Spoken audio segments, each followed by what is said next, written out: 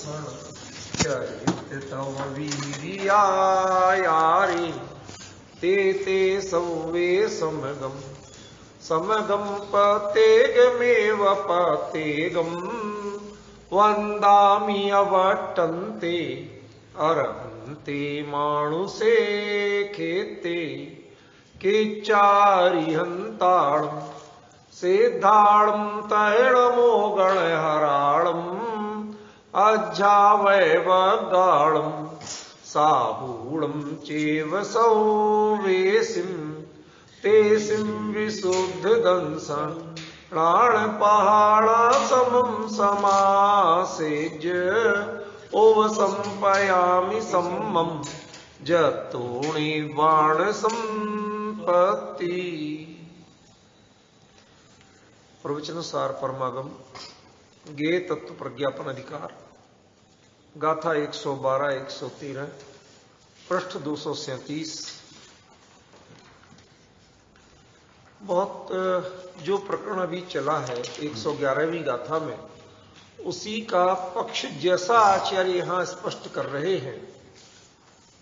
संयोग की बात यह है कि हमें नीचे वैसा पक्ष स्पष्ट नहीं दिख रहा, थोड़ा सा आगमिक अभिप्राय प्रमुख दिख रहा। मैंने कल इस बारे में प्रवचन सार के बारे में एक पोस्ट लिखी भी है, अभी आधी है इसलिए पोस्ट नहीं की, नहीं तो आप लोगों तक पहुंच जाती।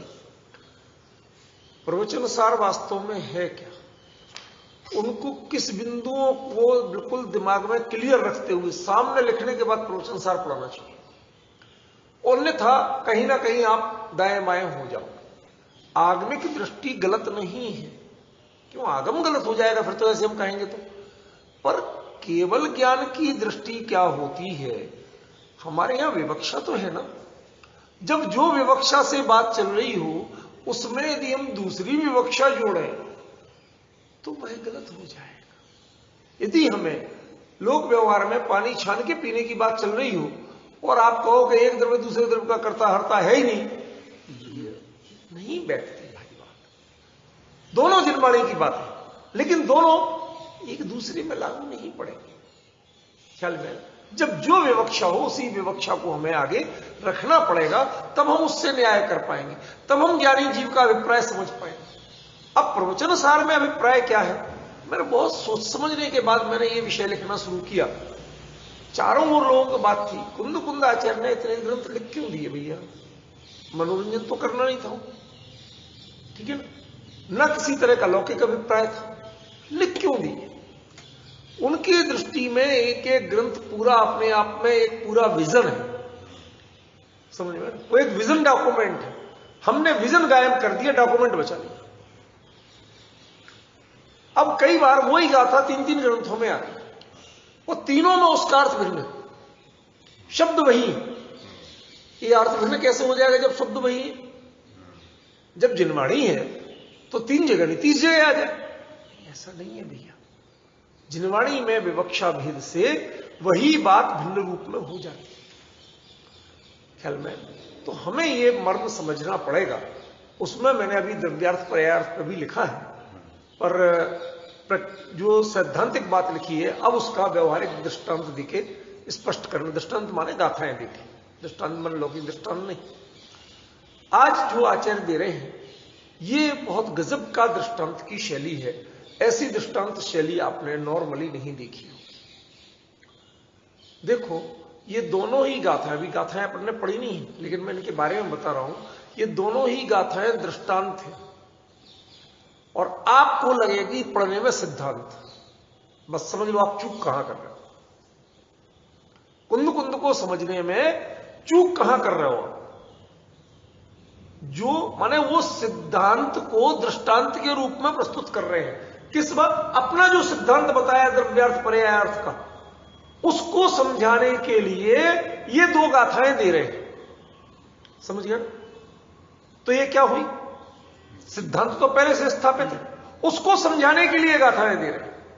और 114वीं गाथा जो आएगी उसमें उसको उपसंहार करेंगे। जिससे न्याय शास्त्र में आपने सुना होगा, प्रतिज्ञा हेतु उदाहरण उपनय निगमन, निगमन में प्रतिज्ञा का उपसंहार करना वो निगमन कहते ना, सब पढ़े आप। तो वो शैली अपना रहे हैं आचार्य देव। तो बीच में क्या आता है? दृष्टांत आता है उस बात को समझाने के लिए। अब लेकिन वो दृष्टांत जो समंत भद्राचार्य की शैली है, आप मीमांसा पढ़िए, उसमें जो दृष्टांत दिए वो सिद्धांत से भी कई बार कठिन लगते हैं। क्यों? न्याय शास्त्र के मूलभूत चीजें, लेकिन वो वहां दृष्टांत है, वो सिद्धांत नहीं है, सिद्धांत कुछ और है। ऐसे ही यहां पर ये जो 112वीं 113वीं गाथा है, इसको लोगों ने सिद्धांत के रूप में विवेचना कर दी। बस जो चमत्कार हो गया ना, वो ये हो गया कि था ये दृष्टांत और इसकी विवेचना कर दी सिद्धांत के रूप, तो ये अलग सिद्धांत बन गए। जबकि इन दोनों को एक साथ क्यों किया? आपको ये भी तो सोचना चाहिए, दोनों को एक साथ, दो गाथाएं अलग अलग क्या देते? देखो, युग्मम जहां कहा जाता है, जुड़वा, देसी भाषा में जुड़वा जब कहा जाता है तो वो एक के बिना दूसरे का अर्थ नहीं कर सकते, समझ गए? यदि दो को अलग अलग कर देते तो फिर तब वो सिद्धांत बन जाते। क्योंकि पिछली गाथा में जो द्रव्यार्थ और पर्यायार्थ की चर्चा की थी, उसको समझाने, एक गाथा के एक पॉइंट को समझाने के लिए ये दो गाथाएं लिख रहे हैं और दोनों दृष्टांत रूप है, तो दृष्टांत तो एक साथ ही आएंगे, अलग अलग कैसे आएंगे? लेकिन इन गाथाओं के समझने में सबसे बड़ा फेर जो हो गया नवीन जी, वो क्या हो गया? इनको सिद्धांत बना दिया, जबकि ये दोनों गाथाएं दृष्टांत थी। अब मेरे ख्याल से ये बात मैंने गाथा पढ़ने के पहले क्यों बताई? क्यों? ये कॉन्सेप्ट यदि दिमाग में क्लियर नहीं होगा तो पढ़ने में तो बात आपको भी सिद्धांत जैसी ही लगेगी। मतलब सबसे मजे की बात बता रहा हूं कि जब आप इसे पढ़ेंगे तो आपको भी सिद्धांत जैसे ही लगेगा, जब समझाया जाएगा तब पता चलेगा अरे ये तो दृष्टांत है। और इसका दृष्टांत बड़ा सिद्ध होने का सबसे बड़ा आधार क्या है कि 111वीं गाथा में द्रव्यार्थ पर्यायार्थ की चर्चा और 114वीं गाथा में वापस द्रव्यार्थ पर्यायार्थ की चर्चा आ रही है। वो इसमें और उसको कैसे आ रही है? देखो आप वो गाथा दब्बट्ठीण सब्बम दब्बम पर्जट्ठीण पुरु, ये जो वो उसका उपसंहार कर रहे हैं, तो इसका मतलब बीच में क्या हुआ है?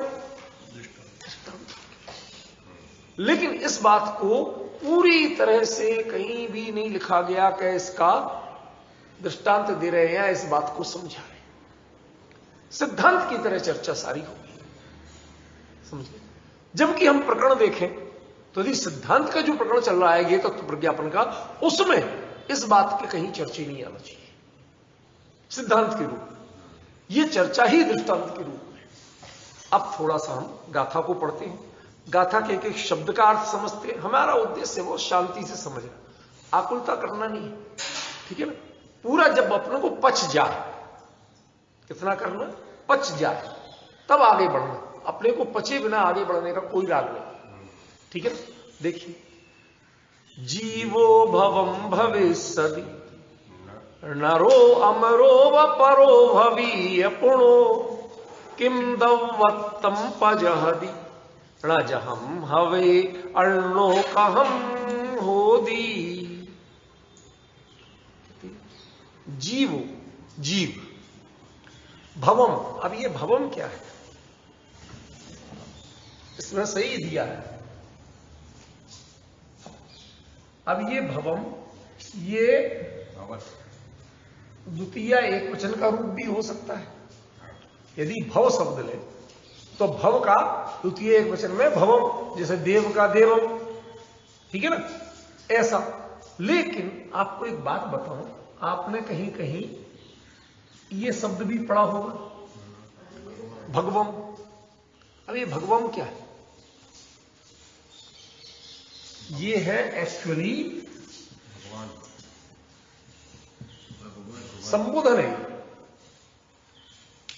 ये भगवम क्या है? भगवान, संबोधन, कुछ नहीं, सीधा संस्कृत का रूप है। संस्कृत में जो अनुनासिक माने या गण माने पंचम अक्षर जो होते हैं, वो जब भी जहां हलंत आएंगे उनको तत्काल अनुस्वार बना दिया जाएगा, बिंदी बना दिया जाएगा। समझ गए ना? तो बताओ, भगवन ना को बिंदी बनवा दो तो भगवान हो गया कि नहीं हो गया? ठीक है ना? ये स्थिति यहां है। ये संज्ञा पद नहीं है, ये क्रिया पद है। ये है भवन। भवन माने वर्तमान कालिक कृदंत, होते हुए, इसका अर्थ है।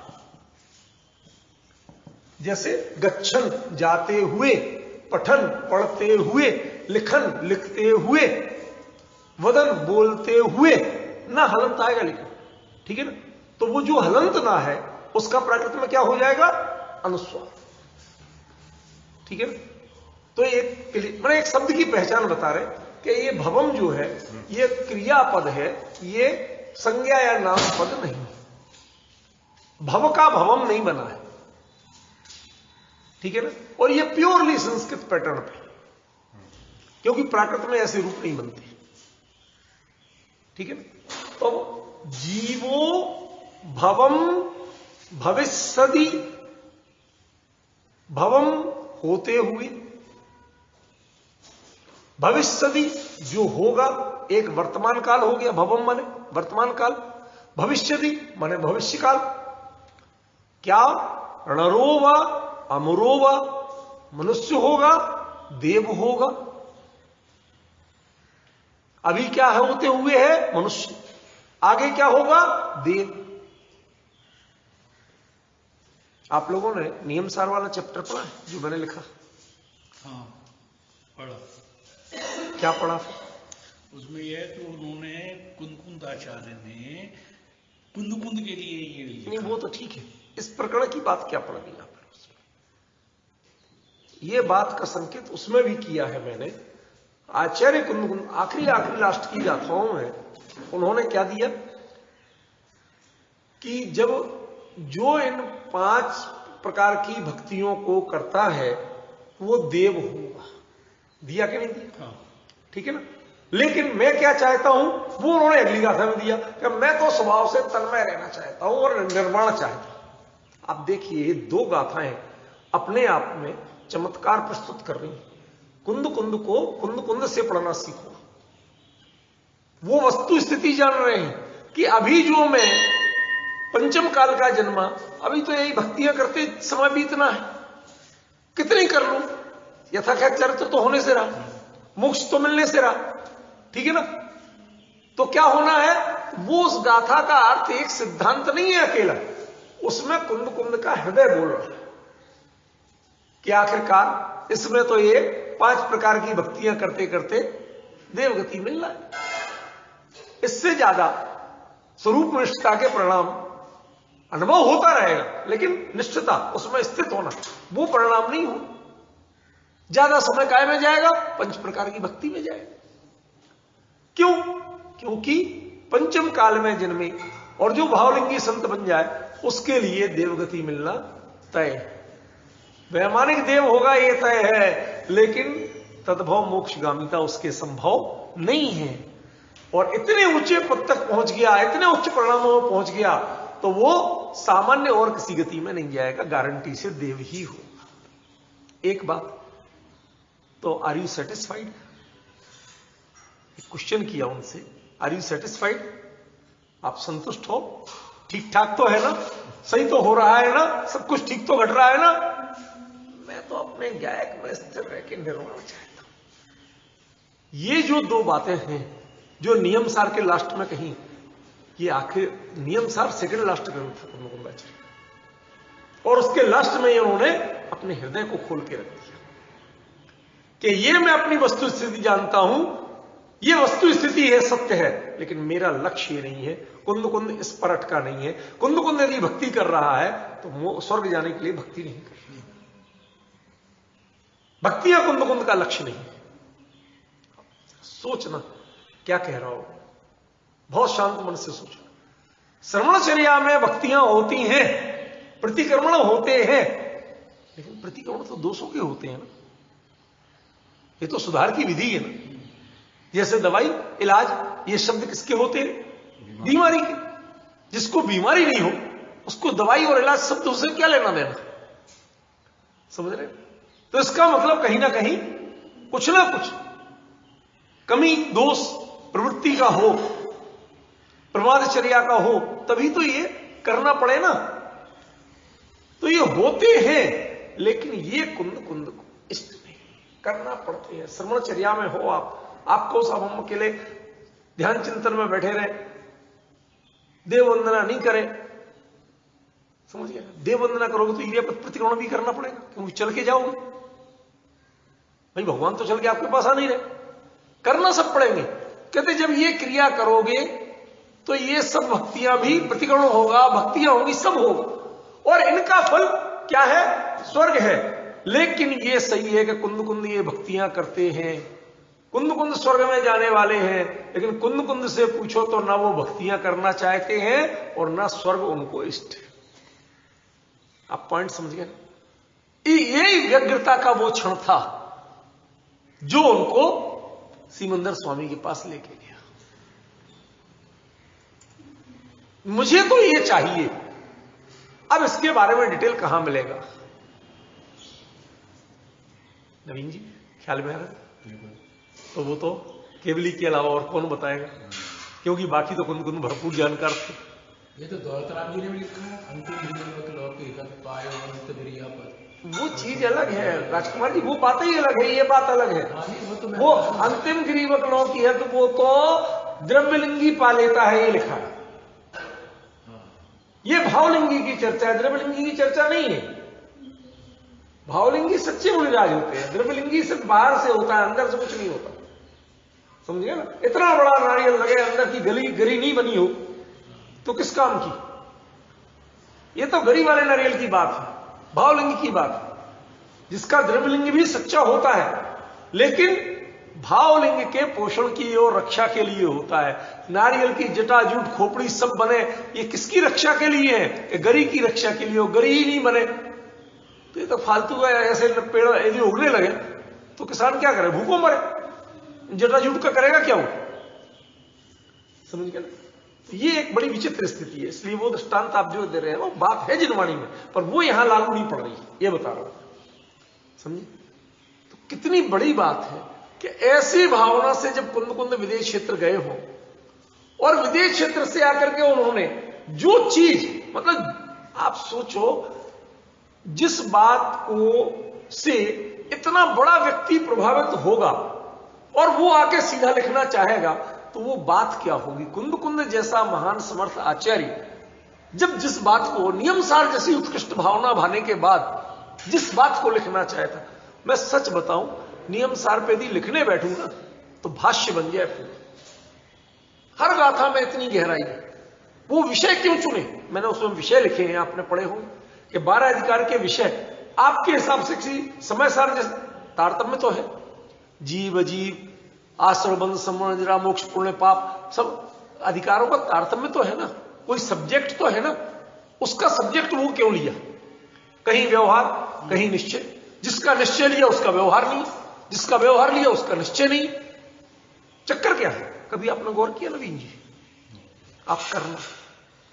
दरअसल मैंने अब जो सीखा है थोड़ा सा आप लोगों के साथ में, जो स्वाध्याय कर करके एक भावनाएं जो थोड़े गहरी हुई हैं, उन भावनाओं का मर्म बता रहा हूं। अब मैं खाली पढ़ता नहीं, अब देखता हूं तो उसमें तारतम्य ढूंढने की कोशिश करता हूं। ये ऐसा क्यों किया? क्योंकि ज्ञानियों के प्रयोग अन्यथा नहीं होते, ना कादाचित होते हैं। कादाचित माने मूड हुआ कर दिया, कभी ऐसा कर दिया, कभी ऐसा कर दिया, ऐसे नहीं। ये हम छद्मस्त लोग कुछ भी करें, कभी पुड़ी पकौड़ी खाएं, कभी खिचड़ी खाएं, ये हमारे यहां चलते रहता है। उनके ऐसे नहीं होते। वो जो तत्व ज्ञान देते हैं उसके पीछे पूरी प्लानिंग होती है, पूरी सिनॉप्सिस होती है, ठीक है ना? और सिनॉप्सिस के अकॉर्डिंग पूरी ग्रंथ लिखे जाते हैं उनके। तो आप कभी नियम सार पढ़ें और उसके अधिकारों का चिंतन करें तो आप उत्तर नहीं निकाल पाएंगे कि इसके बाद ये अधिकार क्यों दिया। मेरे पास पूरा क्लियर विजन है। भाई साहब 100-150 किस्तें बनती अकेले नियम सार पे, मुझे एक किस्त में पूरा करना था, तब मैं वो सारी चीज समझा पाता। मेरी कभी कभी आप पीड़ा भी तो समझिए कि मुझे कितना सारे विषय ख्याल में होते हुए और मैं कैसे समेट समेट के देता हूं। कई लोग हमारे जो थोड़े जानकार हैं वो लगते कहते मजा नहीं आ रहा। क्यों? अधूरी बात कह रहे हैं आप। 90% अपने पास रख रहे हैं, 10% दे रहे हैं। क्या करें? जिस विषय की जैसी सीमा है वैसा करना पड़ेगा। ये प्रवचन सार जो चल रहा है आपके बीच में, इसके पीछे दृष्टिकोण समझना आचार्य।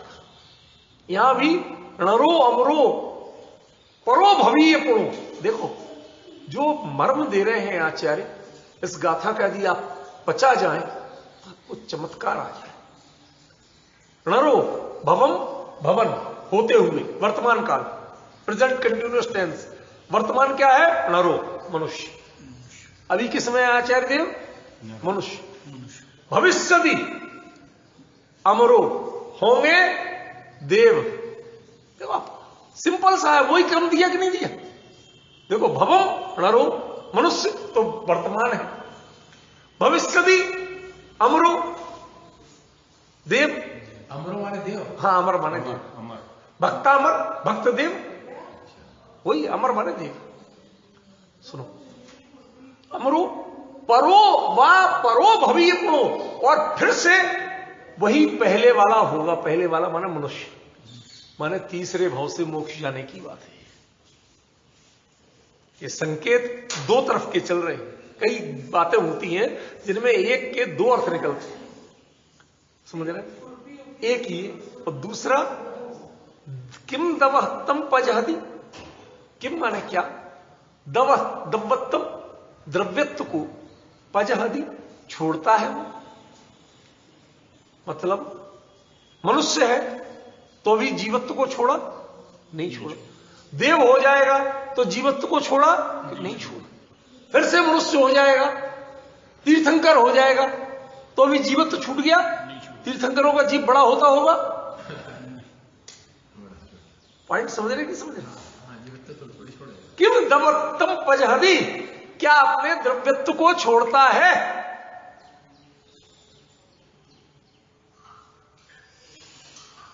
आचार्य की प्रश्न की शैली देखो, कहां संतोष धारण करके बैठे हैं। क्या? वर्तमान में मनुष्य, होने वाले देव, फिर मनुष्यों के लोगों ने तो एक कहीं कहीं उल्लेख ऐसा मिलता कि उससे अगले भाव में कहीं तीर्थंकर होकर मोक्ष जाएंगे। ऐसे संकेत हैं कुंद कुंद के बारे में, समझे ना? हमारे कुछ लोग तो ऐसे हैं भावुक कि वो तो मैं किसी विषय पे ऐसे लिख दूं ना, और जो लोगों को लगता है कि भाई ये तो कहीं मिलते, भाई साहब जल्दी से छपा दो, मैं जो खर्चा है मैं बताओ, जल्दी छपा। अरे भैया मैं थोड़ा सा धैर्य करके चलता हूं, फटाफट छपा दो, मुझे रिकॉर्ड नहीं बनाना, जब विषय को व्यवस्थित कर लूंगा तब छपेगा। क्योंकि छपने के बाद वो एक डॉक्यूमेंट हो जाता है, तो हमें उसमें हड़बड़ियां नहीं करना। लिखने में तो हम भाव आ रहे, विचार आ रहा, चिंतन चल रहा, लिखते जाओ, इसी पर फिर आगे उसका परिष्कार होता है। लेकिन इसको देखिए जरा, कुंद कुंद क्या लिख रहे हैं।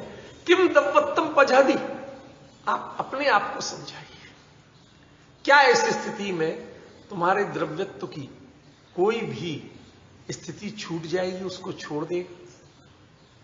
क्या वो तुम देव हो जाओगे तो तुम्हारा द्रव्यत्व घट जाएगा? अरे घटा किसमें? अविरतपना आया किसमें? अविरतपना द्रव्यत्व है कि पर्यायत्व है? हाँ, किम दवत्तम पजहति, द्रव्यत्व में क्या छूट जाएगा भाई, क्या घट जाएगा? इतने परिवर्तन के बाद भी द्रव्यत्व में कुछ भी छूटने वाला नहीं है। ना जहम अण्णो कहम होदी, और यदि वो ये जहम क्या है ये भी समझना पड़ेगा, थोड़ा लिख के बता दो।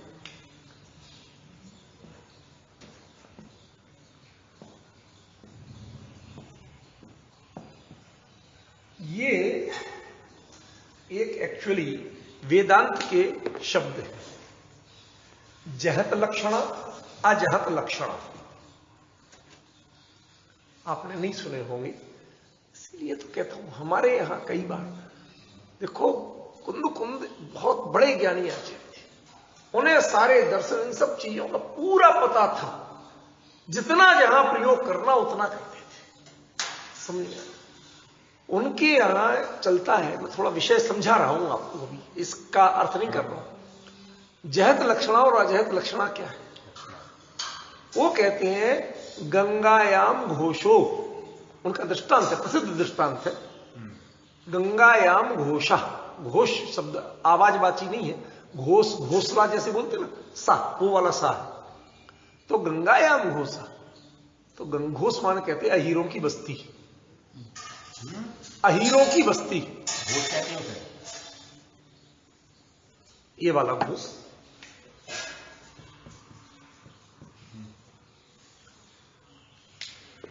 समझ? तो कहते हैं गंगा में अहीरों की बस्ती है। यार गंगा में कैसे हो जाएगी अहीरों की बस्ती? बेचारे जाएंगे आएंगे कैसे? नदी में बाढ़ आएगी, सब बह जाएंगे।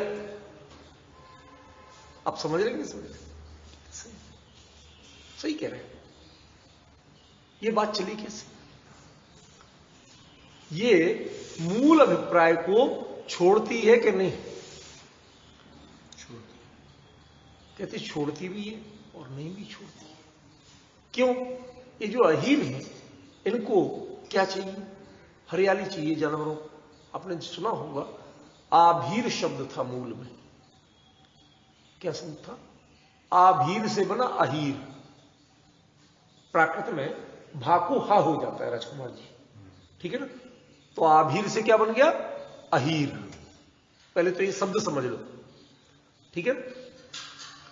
अब जो ये अहीर हैं इनके लिए चाहिए क्या? ये जानवरों को लेके, और ये अहीर और ये दूधिए, इन दोनों में बहुत बड़ा अंतर है। अच्छा, हम तो वही समझ रहे हैं। अभी यही तो बता रहा हूं भैया, हम लोगों को दरअसल बहुत एवरेज बातें पता होती हैं और उसी पे हम सब कुछ कर देते हैं। पर ज्ञानियों की अब जो वचन है उनमें गहराइयां बहुत होती हैं, हमें थोड़ा सा स्पष्ट समझना पड़ेगा। ये हड़बड़ी की चीजें नहीं। तो वो कहते हैं कि जो आभीर वो जाति जो आपके यहां कभी कभी निकलते ना, जानवरों के रेवड़ लेके निकलते हैं, गड़रिये टाइप के। यस, गड़रियों को कहते हैं। गड़रिये एक्चुअली क्या कहलाने लगे? गड़रिये और अहीर में भी मामूली सा अंतर। गड़रिये कहलाते हैं गाड़र वाले। गाड़र माने भेड़, भेड़ पालक को कहते हैं गड़रिये। इसीलिए भेड़ चाल प्रसिद्ध है। भैया भेड़ के लिए कंट्रोल करो, नहीं तो एक गलत रास्ते में गई, कुएं में गई तो सारी कूद जाएंगी। वो परवाही नहीं देखती, समझ गए? तो जो गड़रिये है वो गड़रिये, वो भेड़ पालक कहलाते हैं। और उनका मुख्य काम दूध का नहीं है, उनका मुख्य काम होता ऊन का। भाई ऊन तो शरीर पे समय लेके बढ़ेगा, वो तो आप रातों रात बढ़ा नहीं सकते, ना रोज उतार सकते। तो वो लोग अब उनके लिए इतनी घास पानी कहां से लाए, कहां खर्चा करेंगे? तो खुद ही यायावर बन जाते, घुमक्कड़ बन जाते। उनके साथ चलते जाओ, इधर खिलाया उधर खिलाया उधर खिलाया। अच्छा आप कहते चलो एक दिन खा गए कौन सा रोज रोज खाए, समझ रहे?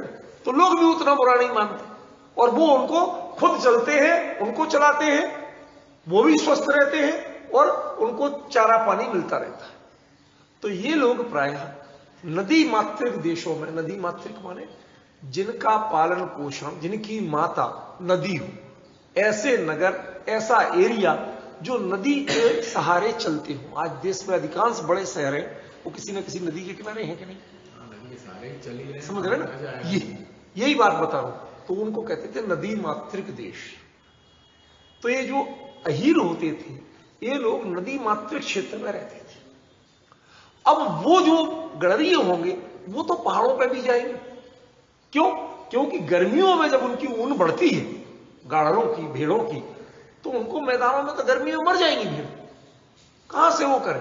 तो वो तेज गर्मी जब शुरू होने को होती है मार्च में, सब पहुंच चुके हैं हिमाचल वगैरह में, उत्तराखंड में, सब उनकी तराइयों में पहुंच चुके हैं। जो बढ़ेंगे त्यों ऊपर अब बर्फ पिघलेगी, बर्फ पिघलेगी तो घास आएगी। तो भेड़ को तो घास चाहिए, बकरी को, समझ गए? तो वो उनके रेवड़ लेके ऊपर चढ़ते जाते हैं, ठीक है? और ज्यों ही वापस बर्फ का सीजन शुरू होने को होगा सो वो सारे नीचे उतर के मैदान में जाए। तो ये रहते हैं जो गड़रिये होते हैं, ये रहते हैं पहाड़ों की तराई में और पहाड़ों पे। लेकिन जो अहीर होते हैं वो होते हैं नदी मातृक देश क्षेत्र में, नदियों के किनारे किनारे अपना पड़ा। तो सबसे बड़ी नदी कौन सी है? गंगा, ठीक है ना? तो उन्होंने क्या दृष्टांत बनाया? गंगायाम घोषा, गंगा में अहीरों की बस्ती है। बस्ती है माने बसे हुए हैं। गंगा के किनारे कौन बसे? अहीर बसे।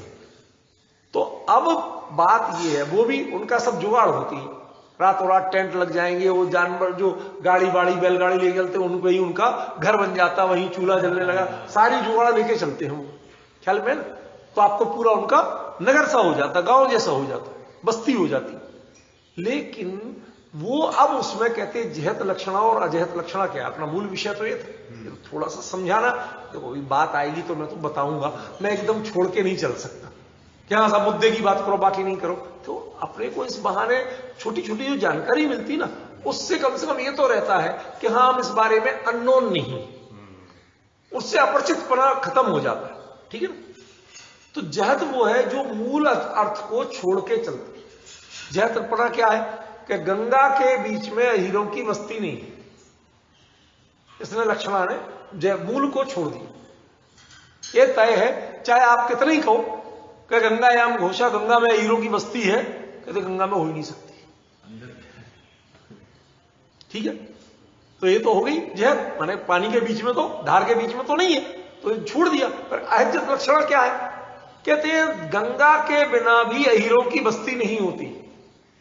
जहां गंगा नहीं होगी यानी नदी नहीं होगी, नदी की हरियाली और पानी नहीं होगी। नदी भी अलग अलग तरह की होती है, बरसाती नदियां अलग होती हैं, एक सदा नीरा बोलते हैं जिनमें 12 मासी पानी रहता है, भरपूर रहता है, गंगा यमुना आदि, तो ये अलग है, सदा नीरा नदी कहते हैं। तो यह गंगा तो एक प्रतीक, ठीक है ना। बाकी कोई भी ऐसी सदा नीरा नदी हो, उसमें के अहीरों की बस्ती मिलेगी। ये चलते चलते वहां रुक लिए, फिर कुछ दिन जाके वहां रुक लिए, ठीक है ना। तो ये करते हैं एक्चुअली दूध का, ये दुधारू जानवर पालते हैं। बाल उतारना माने ऊन बनाना, ये इनका धंधा, मुख्य उद्देश्य नहीं।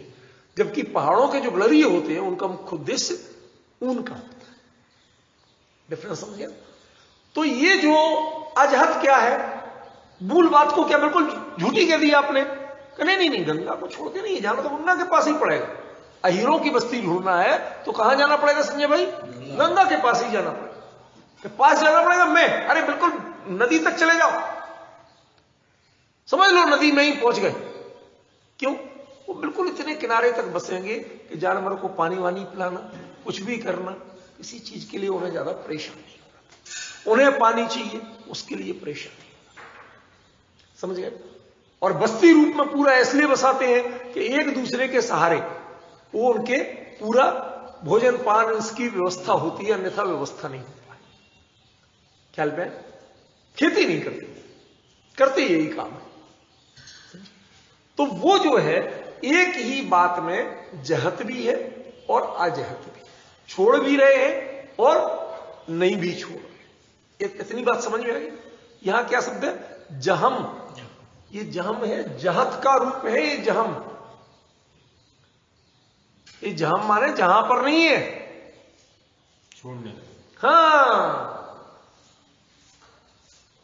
समझ गए ना।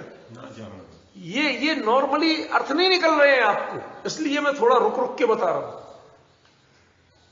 ना। जहम, जब उसने अपने जीवत्व को छोड़ा ही नहीं है तो अण्णु कहां मोदी, तो वो अन्य रूप कैसे हो जाएगा, जीव कैसे मनुष्य हो जाएगा, जीव कैसे देव हो जाएगा, जीव लौट के फिर से मनुष्य कहां से हो जाएगा।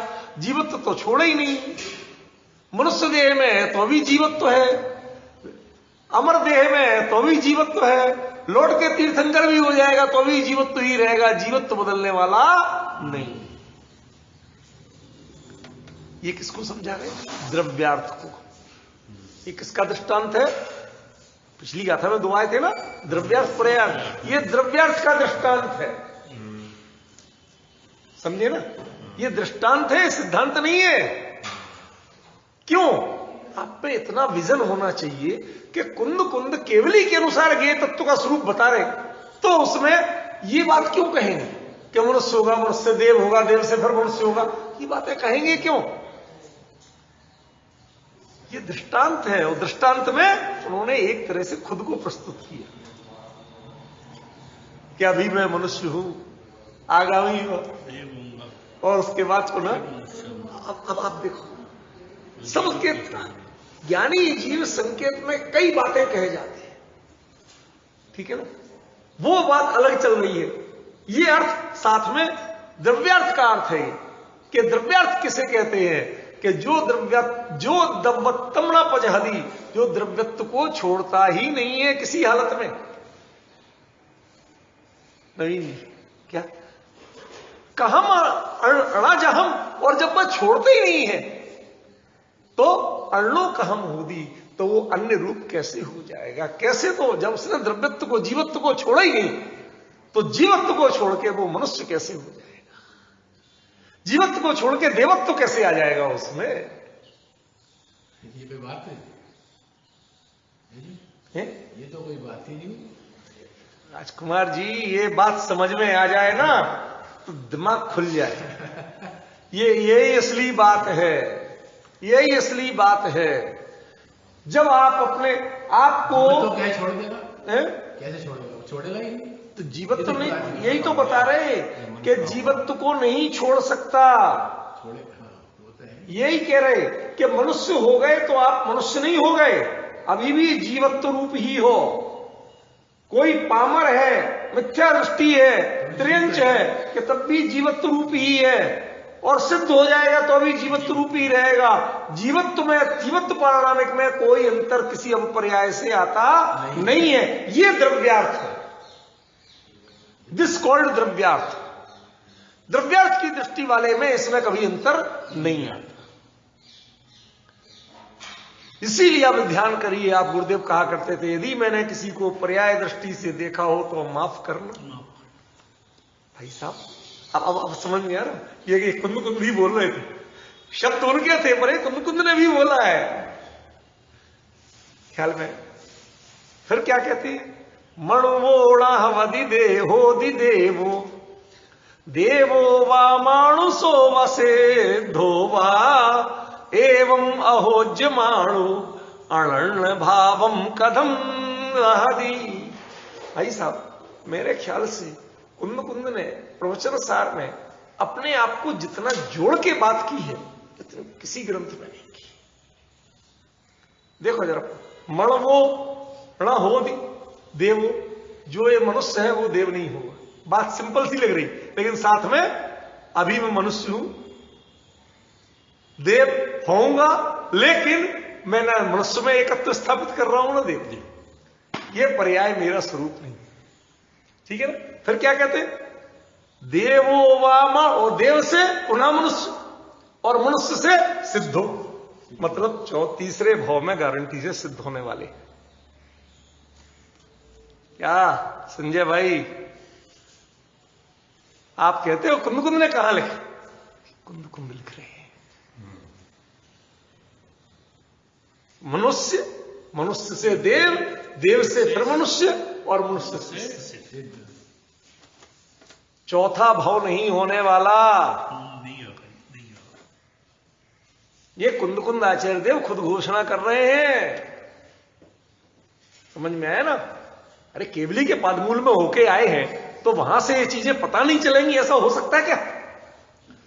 अरे भामंडल की द्युति जगमगात हो देखत ने जब, अरे सामने देख के आए हैं भाई, पूछने की जरूरत नहीं थी। समझ गया कि नहीं?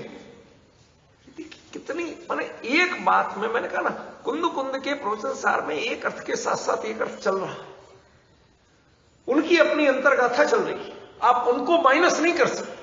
कहीं केवली चल रहे हैं, वो उन्हीं के माध्यम से केवली चल रहे हैं, उन्हीं के माध्यम से समोषण चल रहा है, क्योंकि वो समोषण में जैसा उन्होंने वहां देखा, जो अनुभव किया, वो बातें कह रहे हैं वो। इसलिए कुंद कुंद को माइनस करके ख्याल में ना आप अकेले सिद्धांत आगम के रूप में प्रवचन सार का अर्थ नहीं कर सकते,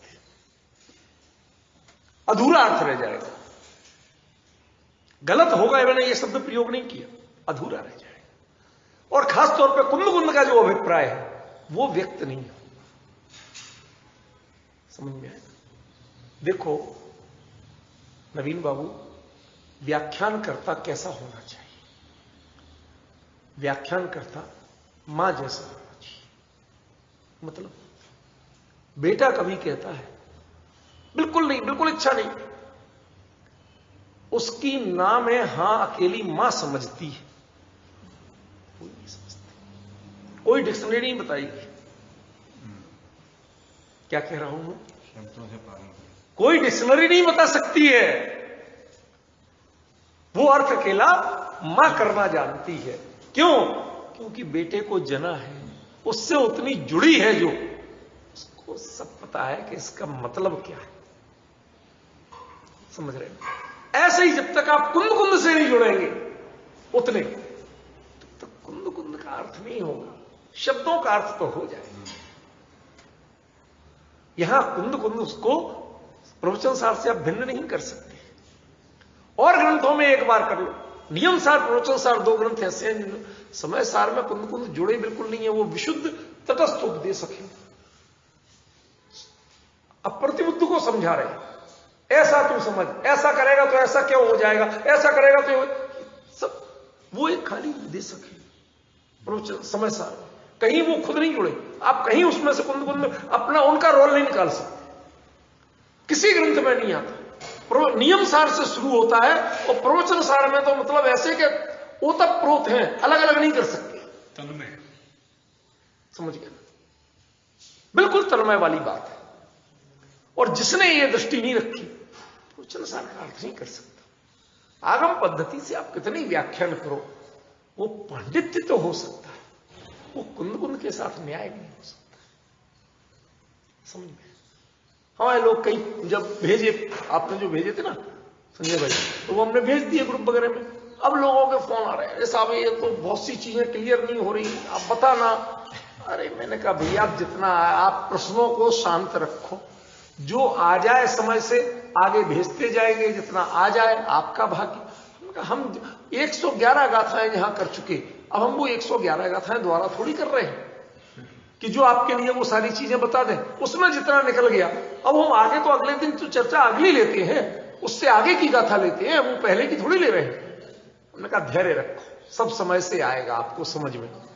लेकिन ये तय है कि ये चर्चा वो नहीं है कि जो पांडित्य की चर्चा, इसमें तो आप मां की तरह बन के जुड़ोगे जब कुंद कुंद से, समझ गए? बिल्कुल उनका हृदय खोलने के लिए, उनका एक एक अभिप्राय समझने के लिए, समझ गए? तब आपको अर्थ करना पड़ेगा, अन्यथा नहीं आएगा अर्थ। कितना क्लियर लिखना, किम बात क्या कर रहे? द्रव्यार्थ बता रहे, द्रव्यार्थ की बात पर्यायार्थ बता रहे। मणवोण हवति देव, मनुष्य देव नहीं होता। मनुष्य क्या है? पर्याय। देव क्या है? पर्याय। लेकिन कितनी सफाई से उन्होंने वो अपनी बात जोड़ दी कि मैं अभी मनुष्य हूं, वो देव नहीं होऊंगा, वो भी मैं नहीं हूं, ना ये मनुष्य में हूं, ना देव में होऊंगा। देव से पुनः मनुष्य भी होने वाला मैं नहीं हूं, ख्याल में? और उसके बाद सिद्ध होने वाला भी मैं। अब ये सब नाना में कितनी यहां है?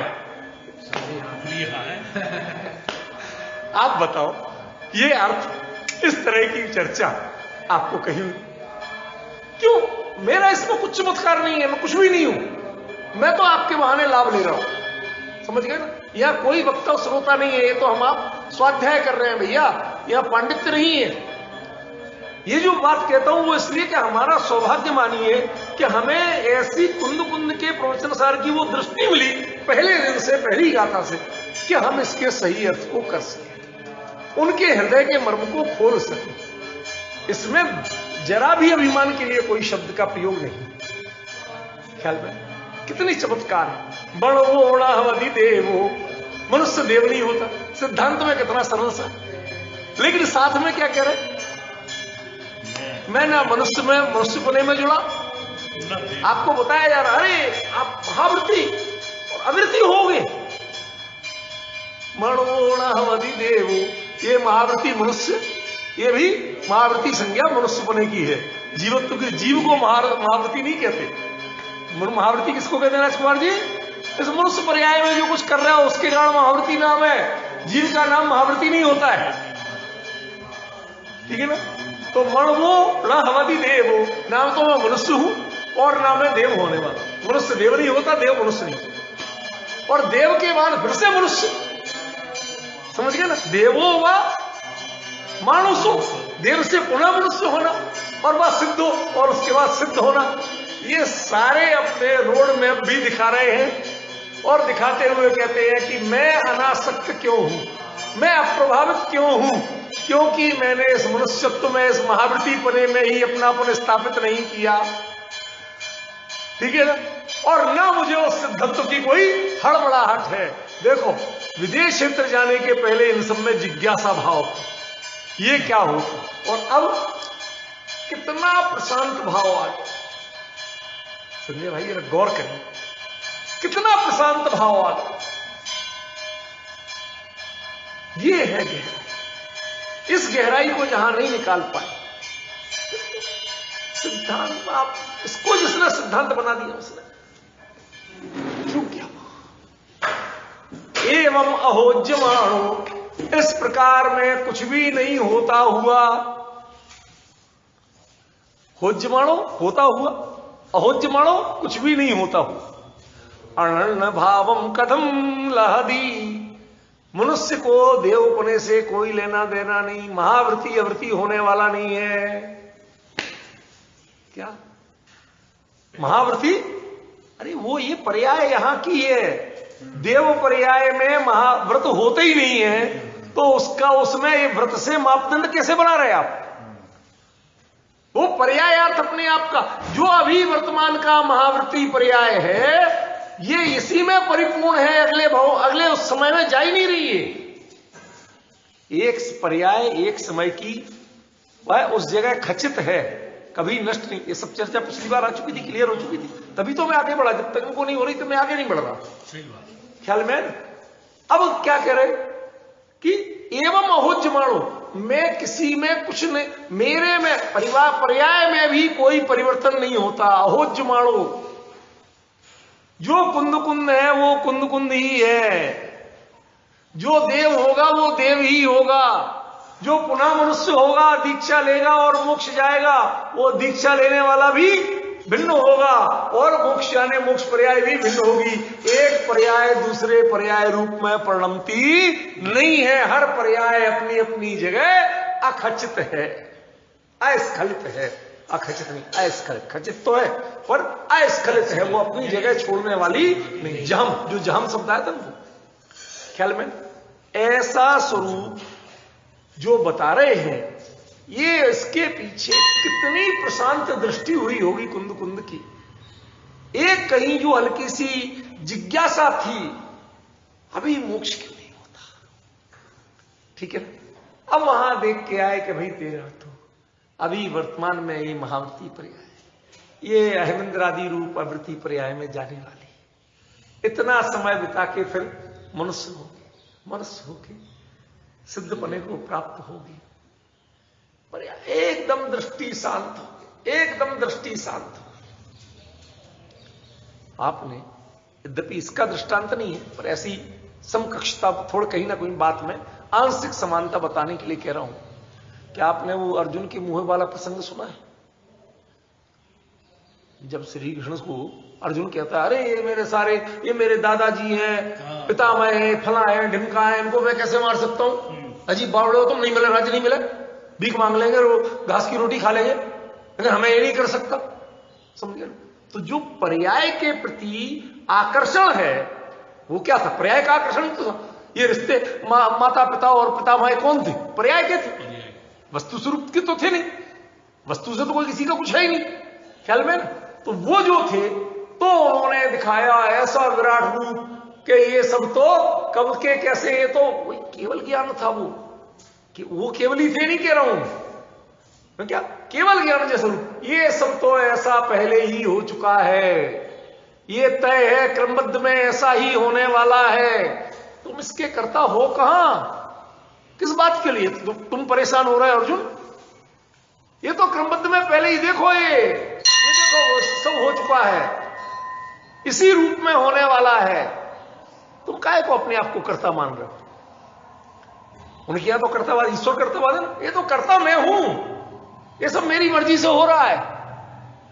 ये शब्द हटा दो तो केवल ज्ञान और क्रमबद्ध ले आओ उसकी जगह, तो कहीं विरोध है? कोई नहीं भाई। मोह घटाने का सबसे बढ़िया तरीका क्या? क्रमबद्ध। ये इस रूप में ही परिणमन इस चीज का तय है, होने वाला है। तुम काहे को कर्ता बन रहे हो? तुम काहे को हर्ष विषाद कर रहे हो? समझ रहे? अब आप समानता देख रहे, ये चीज है। जब उनको शुरू में लग रहा था मैं इस मोक्ष पर्याय से महाव्रत लेके इतना उपचारित कर मोक्ष क्यों न चला, ये चौथा काल होता क्या है कि जो मुझे टंगड़ी मार रहा, तब तक उस पर थोड़ा सा था।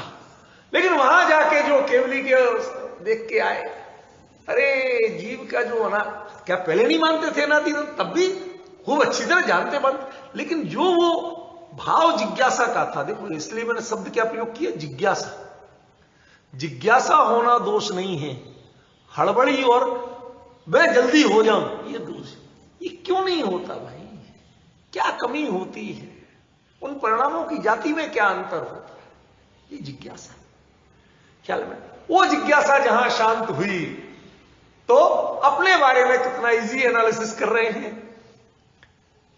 कि तुम्हें दिखता है, केवली के ज्ञान में आया, भावमंडल में देख के आया, क्या भी मैं मनुष्य हूं, देव होऊंगा, देव से पुनः मनुष्य होऊंगा, मनुष्य से सिद्ध होऊंगा, इन सब में कहते मैं तो किसी भी पर्याय रूप हुई नहीं, और मेरी एक पर्याय दूसरी रूप नहीं हो रही। जो आपका प्रश्न था ना श्रीमान कि ये पर्याय से दूसरी पर्याय हो रही, कहते देवोण मणुवोण हवधि देवो, मनुष्य पर्याय से देव पर्याय होती नहीं। आपने ऐसे अच्छे भाव किए कि देव हो जाए, मनुष्य गति में इतने अच्छे भाव किए थे कि आप देव बने, कहते झूठ है। मणुवोण हवधि देवो, वो परिणाम भिन्न है, वो पर्याय भिन्न है, और वो पर्याय वो ऐसी ही होने वाली थी। तुमने जो भाव किए, कर्म फिलॉसफी जो बता रही ये कुछ नहीं है। कर्म फिलॉसफी क्या बता रही, अल्पारम परिग्रहत्वम मानुषस्य, सराग संयम संयमा संयम, अकाम निजरा बाल तपांसी देवस्य सम्यक्त्वम च। अब ये आपको समझाने की जरूरत नहीं है, इतना बोल दिया आप सब जानते हो। ये तो प्रबुद्ध लोग सामने बैठे हो तो विषयांतर नहीं होना पड़ता ज्यादा ख्याल में। ये सब मनुष्य गति के कारण है, ये देव गति के कारण है, कहते ये सब तुम्हारे देखने कहने सुनने समझाने के लिए, ये बच्चों को समझाने वाली बातें हैं। वास्तव में जिसको जो होना है उस वो होगा, उसको कोई रोक सकता है क्यों? सम्यक दृष्टि होके, देव होके, मनुष्य होके मोक्ष जाएंगे ऐसी कल्पना सबकी है। लेकिन मनुष्य गति से सम्यक दर्शन लेने के बाद भी नरक में जाना पड़ेगा, और नरक से सीधे आके मनुष्य होके वो मोक्ष जाएंगे, ऐसी कल्पना आपने कभी की है? राजा श्रीलंक नहीं हो रहे ऐसे? अब क्या है, समझ रहे ना? हमने बहुत सी चीजों के लिए आइडियोलॉजी थोप रखी, ये हमारा आइडियल है, ये मार्ग है। कहते भैया मार्ग कुछ नहीं होता, जिस जीव की जो गति तय है वो पर्याय भिन्न है, ये पर्याय भिन्न है। ये पर्याय जो नरक में जाने के भाव किए थे उस पर्याय से नरक नहीं गई, नरक पर्याय भिन्न है और ये पर्याय भिन्न है। और उसके बाद वो मनुष्य होके जो मोक्ष जाने वाली तीर्थंकर होने वाली पर्याय है वो पर्याय भी भिन्न रहने वाली। ये सब एक पर्याय दूसरे पर्याय को जन्म नहीं दे रही है। पर्याय का पर्यायांतर से जन्म जन्म जो कर्ता कर्म भाव या उत्पाद्य उत्पादक भाव वो नहीं है।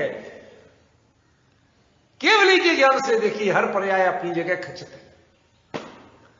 मनुष्य का देव होने में कोई योगदान नहीं है। मनुष्य गति में किए गए तुम्हारे भावों का कर्म फिलॉसफी कहती है वो सही है, गलत नहीं कहती, लेकिन वो जो हुए परिणाम वो ऐसा ही होना था। तो ऐसा निमित्त नैमित्तिकपना घटित हो रहा है, लेकिन ये निमित्त नैमित्तिकपना है, कर्ता कर्मपना नहीं है। क्यों? कि वो पर्याय तो ऐसी ही होना थी। कभी आप कल्पना कर सकते शब्दों में बोले कि नर एक नार की तीर्थंकर होगा, ऐसे शब्दों की कल्पना कर सकते आप?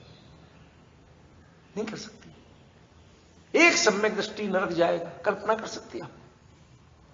बोलो ना संजय भाई। हाँ, नहीं जा सकता ना, नहीं कर सकते, अरे कल्पना नहीं कर सकते। मैं तो यहां कह रहे जाएगा नहीं जाएगा वाली बात छोड़ दो, लेकिन उसके बाद भी ऐसा है कि नहीं है।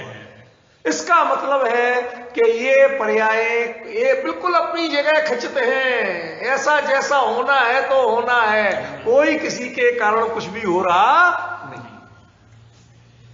ये पर्याय भी अर्थ है। अर्थ शब्द का क्या अर्थ किया था? परिपूर्णता। भाई साहब ये इसको बियॉन्ड दी कंपेयर है। कुंद कुंद जो बात करे बियॉन्ड दी कंपेयर है। किस चीज से उपमा दें इसकी, कहां दृष्टांत लाएं इसका, इसलिए सिद्धांत को दृष्टांत बनाया। बैठते ही क्या बात कही थी, इसमें सिद्धांत को दृष्टांत बनाया।